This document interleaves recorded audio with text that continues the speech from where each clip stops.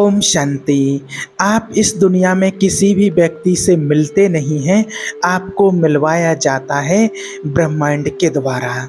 देखिए, आज इस दुनिया में जो भी हमें लोग मिलते हैं, रिश्ते मिले हुए हैं, तो इन रिश्तों को लेकर के आज बहुत लोग परेशान हैं और बहुत शिकायतें भी करते रहते हैं। अधिकतर लोग हस्बैंड वाइफ को लेकर के बहुत शिकायतें करते हैं कि मेरे हस्बैंड ऐसे हैं, मेरी वाइफ ऐसी है, जिसके कारण से दोनों में बन नहीं रही है और बहुत ऐसे करके परिवार टूट जाते हैं और बहुत परेशान भी होते रहते हैं।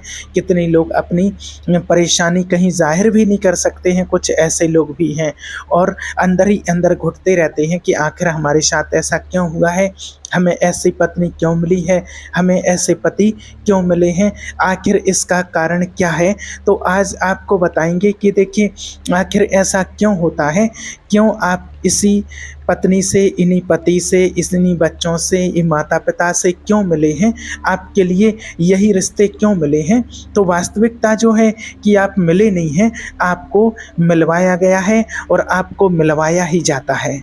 आप ये मत सोचिए कि आपकी जो वाइफ हैं या आपके जो हस्बैंड हैं या आपके जो बच्चे हैं तो आपको ऐसे ही मिल गए हैं या आप इनको ऐसे ही मिल गए हैं। नहीं, आप ऐसे ही नहीं मिलते हैं।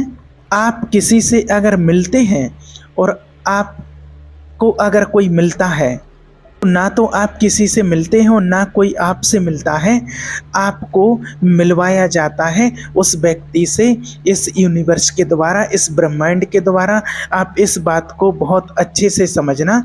आज आपने इस बात को समझ लिया तो आपकी शिकायतें ख़त्म हो जाएंगी और आपके रिश्तों में निखार आ जाएगा और आपके रिश्ते अच्छे बनने लगेंगे, आपके परिवार में खुशियाँ आ जाएंगी।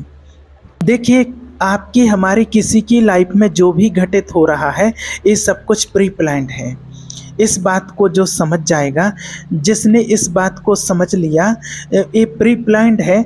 और माना प्री प्लान्ड का मतलब क्या होता है, इस बात को भी समझना है कि प्री प्लान्ड है तो ऐसा नहीं कि बस मस्ती करते रहो, सोते रहो, खाते पीते रहो, मौज करते रहो, या फिर प्री प्लान्ड है तो जो कुछ भी हो रहा है वो प्री प्लान्ड कैसे है, माना ऐसे ही अपने आप सब कुछ हो जाएगा।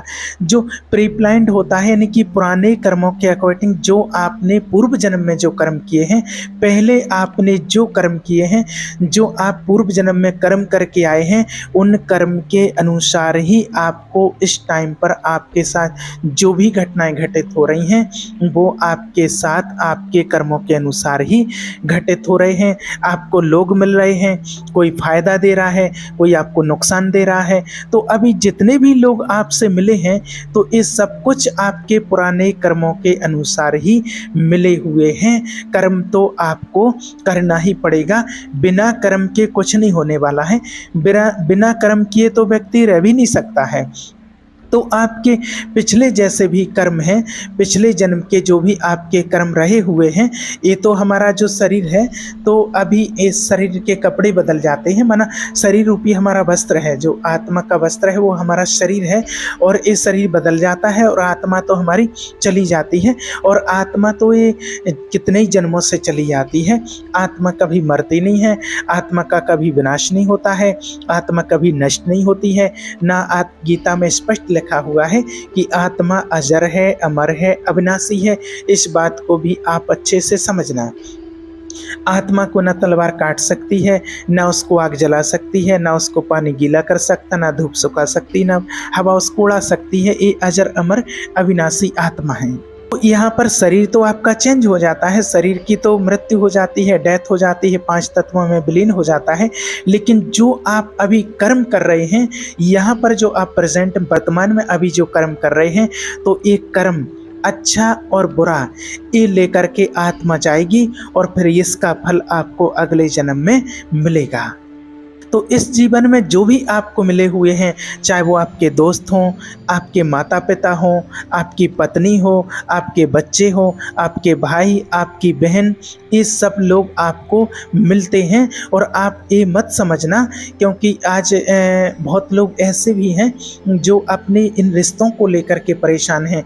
अरे मुझे ऐसी वाइफ क्यों मिली है, भगवान ने आखिर मुझे ऐसी वाइफ या ऐसा हस्बैंड क्यों दिया है, ऐसे बच्चे क्यों दिए हैं। जो तो भगवान देखिए किसी का कोई पर्सनल दुश्मन नहीं है और आपका कोई दुश्मन नहीं है भगवान, कि जो भगवान आपको ऐसी पत्नी देंगे जो आपके साथ ऐसा व्यवहार कर रही हैं, या ऐसे पति देंगे जो आपके साथ ऐसा व्यवहार कर रहे हैं। आज ऐसे बहुत केस सामने आते हैं जो एक दूसरे के साथ नहीं बनती है और पति का या पत्नी का कहीं और कनेक्शन है। इस प्रकार से भी बहुत केस सामने आ रहे हैं जिसके कारण लोग बहुत तनाव में रह रहे हैं। तो क्या होता है देखिए कि अगर आपको विश्वास है भगवान पर कि भगवान ने जोड़ी बनाई है, कि भगवान ने हमें ऐसा पति दिया है, ऐसे बच्चे दिए हैं, ऐसी पत्नी दी है, तो अगर भगवान ने दिया है तो भगवान पर अगर आपको विश्वास है, आप जानते हैं कि भगवान ने दिया है, इस बात को मानते हैं, तो भगवान का मान करके उसको स्वीकार कर लेना चाहिए। क्योंकि अगर आपको यही विश्वास है कि भगवान ने दिया है तो भगवान से समझदार आप तो है नहीं। भगवान जो समझदार है, तो जो पत्नी, जो पति, जो बच्चे जो आपके लायक था वो उसने दिया है, तो आप उसको स्वीकार कर लीजिए।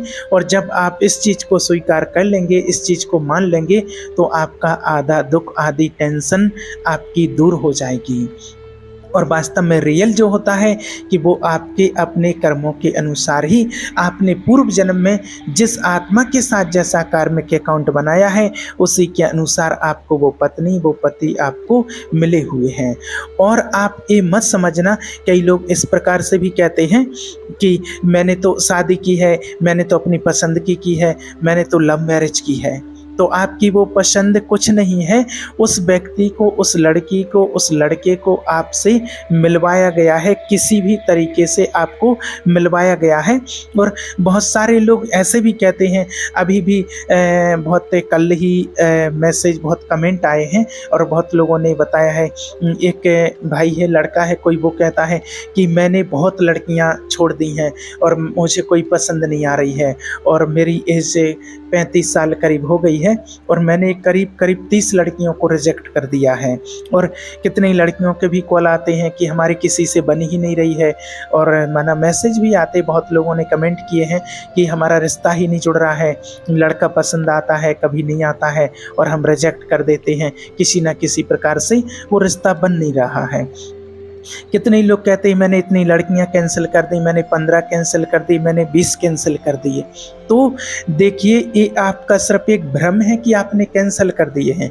आपने कैंसिल नहीं किए हैं जब तक आपके वाला जो आपका है, जिसके साथ आपका कार्मिक अकाउंट जुड़ा हुआ है, जिसके साथ में आपका जोड़ी बननी है, जिसके साथ में आपकी शादी होनी है, जब तक आपके वाले का योग नहीं मिल जाता, जब तक वो आपके वाली और आपके वाला जब तक आपके सामने नहीं आता है जिससे आपको मिलना है, तब तक आपको ऐसा लगेगा कि हमने 50 रिजेक्ट कर दिए हैं। ऐसा नहीं होता, कोई रिजेक्ट नहीं करता है। जब तक आपसे मिलने वाला व्यक्ति आपके सामने नहीं आता है तब तक योग नहीं बनेंगे, तब तक आप रिजेक्ट करते रहेंगे। और वो भी व्यक्ति तब आएगा जब उसका समय आ जाएगा, समय से पहले भी नहीं हो सकता है, इस बात को भी आप समझ जाना। और कई बार ऐसा होता है, कितने लोग कहते, आप लोगों ने भी देखा होगा, कहते यार इनकी शादी तो बहुत जल्दी कर दी इनके माता पिता ने, इनकी शादी तो बहुत जल्दी हो गई है। तो उनने की नहीं है, वो समय था, उनका समय आ गया था उनसे मिलने का, इसलिए वो दोनों मिल गए हैं। और कई बार ऐसा भी होता है कि इतने लड़के देखे, इस लड़की को तो कोई पसंद ही नहीं आ रहा, 50 लड़के देख लिए, 50 लड़कियां देख लीं। तो जब तक वो समय नहीं आया है और जब तक वो व्यक्ति नहीं आया है जिससे उसकी शादी होनी है, तब तक वो उसको नहीं मिल जाता, तब तक कुछ होने वाला नहीं है। और एक बात और आपको बता दें, कई बार कहते हैं ना कि भाई लड़का या लड़की तो हमने पसंद किया है, ये यूनिवर्स ने थोड़ी पसंद किया है, ये तो हमने पसंद किया है। तो देखिए, आपको एक बात बताएं कि आपके जो माता पिता हैं, आप बोलते हैं लड़का तो मैंने पसंद किया, लड़की तो मैंने पसंद की, ये बात 1% एक जगह थोड़ी देर के लिए आपकी सुन लेते हैं। लेकिन देखिए, आपके जो माता पिता हैं, तो क्या आपने पसंद किया है कि मुझे ये माँ चाहिए, ये पापा चाहिए? ये तो नहीं बोला था ना। आपका जब जन्म हुआ, जब जन्म हो गया, आप थोड़े बड़े हो गए, समझदार हो गए, तो आपको बताया गया कि ये आपकी मम्मी है और ये आपके पापा हैं। तो आपने कभी ऐसा बोला क्या, अरे नहीं, ये पापा तो मुझे अच्छे नहीं लग रहे, ये मम्मी तो मुझे अच्छी नहीं लग रही, मुझे तो और नहीं, ऐसा तो कोई नहीं बोलता है। आपको जैसा बोला आपने कहा हाँ है, ये मेरी मम्मी ठीक है, ये पापा, वहाँ आपने एक्सेप्ट कर लिया है। लेकिन उसके बाद फिर जैसे आपका भाई है, आपकी बहन है, तो वो भी आपने एक्सेप्ट कर लिए, जो भी आए हैं उनको एक्सेप्ट कर लिए। तो यूनिवर्स आपको उन्हीं लोगों से मिला रहा है जिनका आपके साथ कुछ हिसाब किताब है, उन्हीं लोगों से यूनिवर्स आपको मिलाता जा रहा है। वैसे ही जो आपके दोस्त हैं, आपकी पत्नी हैं, आपके पति हैं या आपके बच्चे हैं, वो सबको यूनिवर्स ही मिलाता है सही समय आने पर। जिसका जब समय आता है तभी उनको मिलाया जाता है। आप इस बात को समझ लीजिए, और जब आप इस बात को अच्छे से समझ लेंगे तो आपकी काफ़ी हद तक दुख और पीड़ा आपका ख़त्म हो जाएगा। और कई लोग कहते हैं ना कि अरे मेरे तो बच्चे ऐसे हैं, मेरी तो पत्नी ऐसी है, मेरे दोस्त ऐसे हैं, मेरे मम्मी पापा ऐसे हैं। वो है नहीं।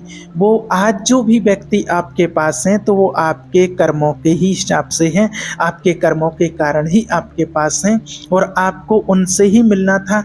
अब वो कुछ भी योग बने, किसी भी तरीके से योग बने, लेकिन आपको मिलना उन्हीं से था, उन्हीं से मिलना था। इसलिए कहा जाता है कि जो भी आपके पास व्यक्ति हैं वो आपके ही अनुसार हैं, इसलिए आपको कभी परेशान नहीं होना है। जो व्यक्ति आपसे मिलता है, आपके कर्मों के अनुसार आपसे वो मिलता है। कई बार ऐसा होता है कि कोई व्यक्ति किसी के पास है और उससे वो ज़्यादा खर्चा करवा रहा है। जैसे आपकी शादी हुई, आपकी वाइफ आई तो वो आपसे बहुत ज़्यादा खर्चा करवा रही है, खर्चे पर खर्चा करवा रही है। या फिर आपका बेटा है तो वो खर्चे पे खर्चे करवाए जा रहा है। तो क्या होता है इसमें कि जो आपकी वाइफ अभी बन कर के आई है, तो पूर्व जन्म में आपने किसी का कर्जा लिया था, उसका कर्जा लिया था और वो कर्जा आपने चुकाया नहीं था, वो कर्जा आपने उसको चुकाया नहीं था।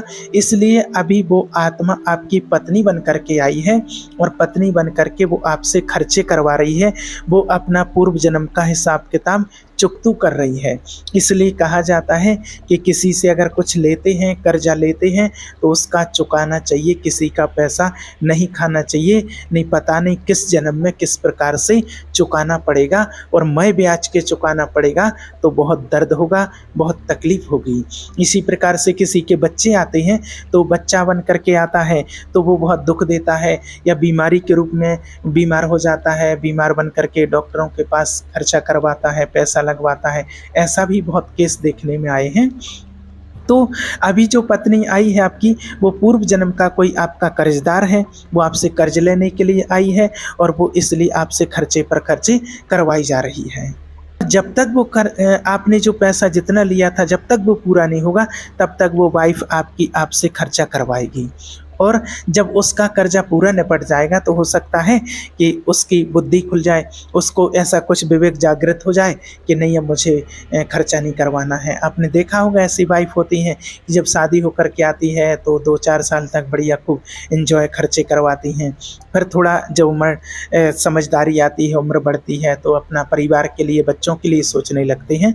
तो फिर वो खर्चा अब आपको ऐसे लगता है कि नहीं ये समझदार हो गई, अब समझदारी आ गई है, अब तो बड़ी हो गई है, बच्चे हो गए हैं, तो माना अब इतना खर्चा नहीं करवाती। तो वो जो कर्जा था ना पूर्व जन्म का, वो पूरा हो गया है, इसलिए अब वो खर्चा नहीं करवा रही है। इस बात को समझ गए ना आप। और अगर ज़्यादा पैसे उधार लिए होंगे और आपने नहीं दिए, अगर ज़्यादा पैसा है तो वो खर्चे करवाती रहे, ऐसे भी आपने कितने लोग ऐसे देखे होंगे। इसलिए किसी का कभी भी कर्जा लो तो उसका चुका देना, नहीं तो आगे आपको चुकाना पड़ेगा किसी न किसी तरीके से। कोई भी व्यक्ति बच नहीं सकता। और अगर कोई ये सोचता है ना कि मैंने किसी से पैसे लिए हैं और वो व्यक्ति भूल गया है, इसको तो याद नहीं है, और या फिर कोई जाता है कहीं, जैसे किसी मार्केट में गए हैं और कोई सामान खरीद रहा है, तो आपने 4 चीज़ें खरीदी हैं, कपड़े खरीदे हैं, आपने 2 पैंट 2 शर्ट खरीदे हैं, तो एक शर्ट बीच में ऐसे ही डाल लाए और पता चला कि उसने पैसे नहीं जोड़ पाए उसके, और आपने उसको बेवकूफ़ बना दिया है। तो ऐसा नहीं होता है। आपने उसको बेवकूफ़ नहीं बनाया है, आपने अपने आप को बेवकूफ़ बनाया है। या किसी के पैसे अगर सामने वाला भूल गया है तो आप ही बेवकूफ़ बन रहे हैं। वो पैसा आपको कहीं ना कहीं किसी न किसी प्रकार से ज़रूर चुकाना पड़ेगा, उससे बच नहीं सकते हैं। उस टाइम पर तो आपको लग रहा है कि अरे पैसे बच गए हैं हमारे, नहीं। ये तो हमारी भूल है। ये हम अभी जो चोला पहन करके आए हैं, जो हमारा शरीर है, ये चोला है, ये वस्त्र है, और बाद में फिर दूसरा होगा। फिर वो व्यक्ति आगे किसी न किसी रूप में आपको फिर से मिलेगा और फिर वो अपना कर्जा चुकाएगा। ये बहुत बड़ा गेम है, ये चल रहा है और इसको आपको बहुत अच्छी तरीके से समझना है। देखिए एक बात और कि कैसे कब कौन मिल जाए। देखिए एक भाई आते हैं यहाँ पर, सेंटर पर आते हैं वो सत्संग के लिए। तो वो बता रहे थे, अभी कुछ दिन पहले की ही बात है कि वो बहुत आज से करीब करीब उनकी 8 साल पहले की बात है। तो बता रहे थे जब वो माना पढ़ाई करते थे, अभी तो वो अच्छी जॉब पर हैं, जॉब कर रहे हैं, बढ़िया गवर्नमेंट जॉब है उनकी। तो बता रहे थे कि एक बार कोचिंग के लिए एक सर के पास गया और सर के पास में सिर्फ 25 दिन कोचिंग पढ़ा। 25 दिन के बाद उनका फिर ट्रांसफ़र हो गया था, तो वो कहीं और दूसरी जगह चले गए थे। तो मात्र 25 दिन मिला और 25 दिन में मुझे वो सीख मिली थी उनसे कि आज मेरी पूरी लाइफ बदल गई और आज जो कुछ भी हूँ मैं उन्हीं की वजह से हूँ। माना वो ऐसा बताते हैं। उन्होंने कहा कि बेटा तुम अपनी ज़िंदगी में जो चाहो वो कर सकते हो, और वो बात मुझे तीर की तरह चुभ गई थी। और उसी दिन से, नहीं तो मैं अपनी लाइफ में पहले बहुत परेशान था, मुझे पता ही नहीं था कि मैं कुछ कर पाऊँगा, मुझे जॉब मिलेगी। मैं बहुत आलसी टाइप का था, ऐसे में ना कुछ समझ में नहीं आता था क्या करूँ। लेकिन उनकी बात मुझे ऐसे तीर की तरह चुभ गई थी और उस दिन से मैंने ठान लिया कि मुझे करना है, और आज मैं इस मुकाम पर पहुँचा हूँ। आज अच्छा खासा घर, गाड़ी, बंगला, नौकरी सब कुछ है। तो देखिए यूनिवर्स ने उनके लिए या इस भाई के लिए उनसे मिलवाने के लिए किसी न किसी तरह से भेजा हुआ था। उस टाइम पर तो समझ नहीं आ रहा था कि लाइफ में क्या करूं, लेकिन ऐसे टाइम पर उस व्यक्ति से मिले और उनकी बात उस भाई को लग गई और आज उनका जीवन बदल गया। तो इस बात को आप समझना कि यूनिवर्स को किससे कब और किस टाइम पर कितने दिन के लिए कैसे मिलवाना है। तो जो व्यक्ति जो भी आपसे कभी भी मिल रहा है तो वो आपके कर्मों के अनुसार ही मिल रहा है, चाहे वो कोई भी व्यक्ति हो, माता पिता, पत्नी, बच्चे, जो कुछ भी है सब आपके कर्मों के अनुसार से ही आपको मिलते हैं। इसलिए आपके पास जो भी लोग हैं उनको समझने की कोशिश कीजिए, वो आपके अपने ही हैं, मतलब आपके कर्मों के अनुसार ही मिले हैं। आप ये मत समझिएगा कि इसको मैंने पसंद किया है, ऐसा कुछ नहीं है। ये तो सब माया का खेल चल रहा है, लेकिन वास्तविकता में जो आपके पास होना था और वही है, और आपके पास जो आगे जो आपके पास आना होगा वही आएगा और एक निश्चित समय पर आएगा। जब उसका समय होगा तो ऑटोमेटिकली योग बनेंगे और सब कुछ हो जाएगा। आज जो हम जीवन में देख रहे हैं, लोगों की लाइफ में कुछ ना कुछ समस्या है, किसी की कोई समस्या है, किसी की कोई समस्या है। तो आज जो बात आपको बता रहे हैं, इस टॉपिक को आपने अच्छे से समझ लिया तो ये सभी समस्याओं का जवाब है। आप इस बात को आप अच्छे से समझ लेना।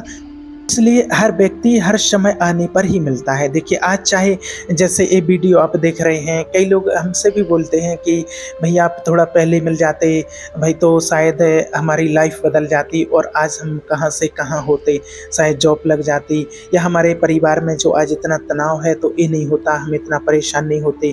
तो देखिए क्या होता है कि हर चीज़, चाहे मेरे ये वीडियो आपके पास पहुंच रही, इसको मिलने का समय हो, या आपको नौकरी, धंधा, बिजनेस, कुछ भी, शादी हो, मृत्यु हो, जो भी हो, सब उसी समय पर होता है जब वो आपके जीवन में होना है, जब उसका समय आ जाता है।